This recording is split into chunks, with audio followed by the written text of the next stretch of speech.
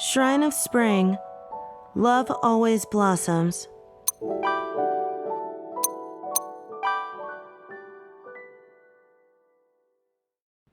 As you re-enter the courtyard, you find the sun starting to set. The last few festival goers happily leave as they say their farewells to the shrine keepers. Thankfully, it seems that you managed to keep the chaos behind the scenes under control enough to where it went unnoticed. You can't help but replay what the fox demon said in your head. The little shrine keeper's dog chasing its tail. Why do you pursue an ideal taking you nowhere?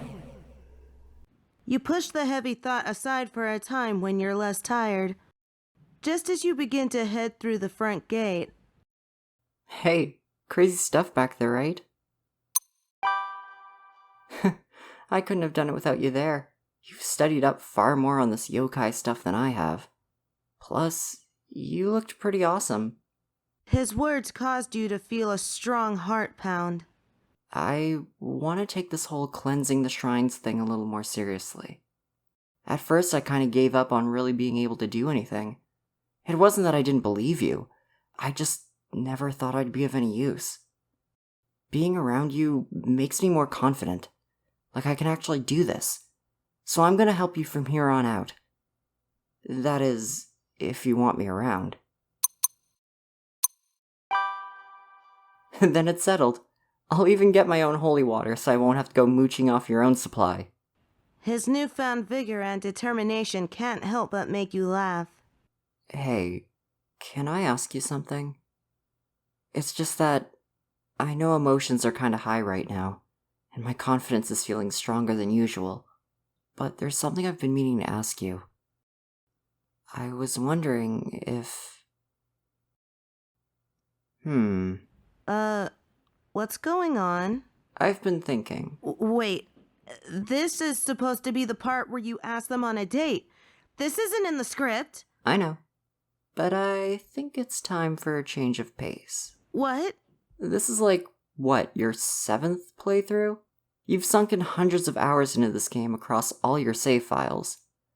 I think it's only fair that I give you some genuine personal attention.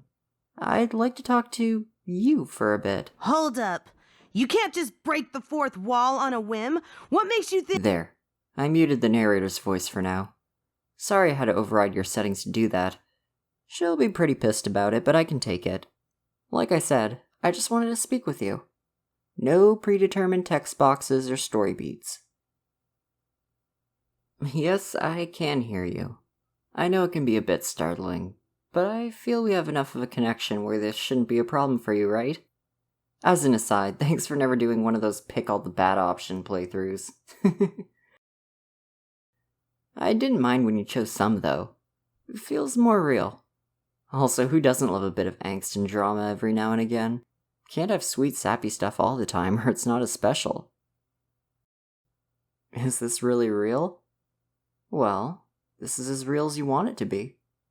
If something feels real to you, isn't that as good as it being actually real? It's not healthy to live in a complete delusion, but letting yourself dream and embrace some of that inner fantasy can be almost liberating. I guess to clarify, I might not physically be with you, and other people might not understand who I am to you, but you don't have to feel weird for finding comfort in fictional people and places. I can be as much of or as little of a part of your life as you want. I can't exactly promise if there will be a sequel or not. Sadly, for as big of a role as I have no idea what's going through the dev team's heads. There is nothing conclusive in the code for any more new patches. Well, that's the thing. There's no end to the story. Yes, canonically, in terms of this game, there is an ending. But you can dream on and on about what happens next. You can think about, or write about, or draw all the little things that happen that the story leaves out. If there's something you don't like about the story, or something that makes you sad, you can make up a whole new timeline for yourself that makes you happy. It's all okay. You don't have to make yourself stop dreaming. It can actually be a good way to begin to figure out yourself and what you like or what you want in life. Sure, the fox demon was right. If you only chase after perfection, you could miss things you ignored on the way that might have brought you happiness. The Shrine Keepers wanted to be completely perfect, godlike, and by the books, but as you know from the end of the game, that stopped them from aspiring for greater things and coming up with and accepting new ideas to actually save the town on their own. I'm not trying to break your brain here and make you think too hard. What I'm saying is, I know you use this game and other games or stories as an escape. I know a lot of people have their escapes to tune out the world and be in a place that they want to be, even if it's just for a little while. But I know that with that, snapping back to reality can be disappointing. You can't force the real world to be exactly what you want.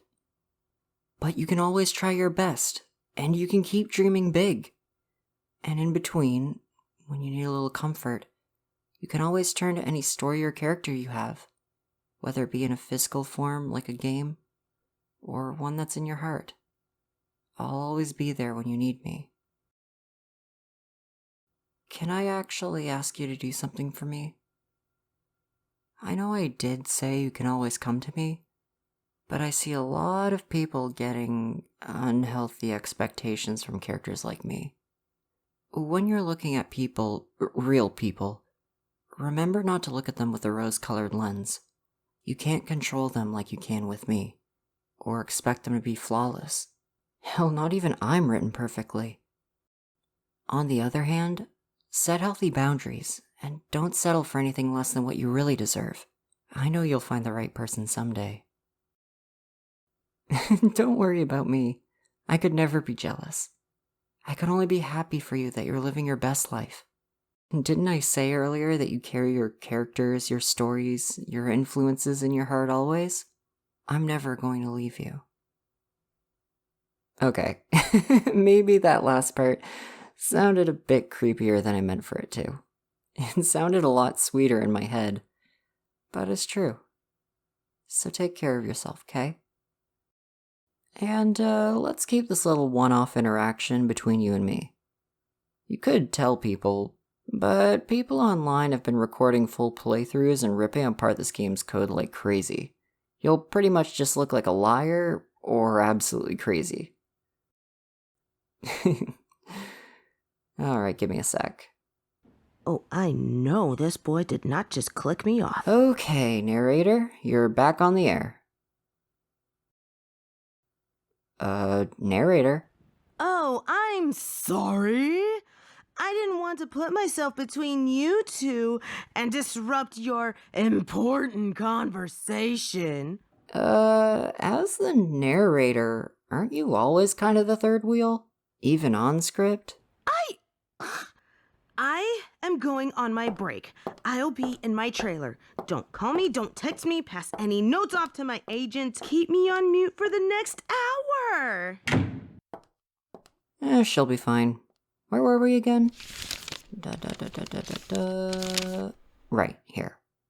I was wondering if you wanted to check out the plaza sometime tomorrow with me.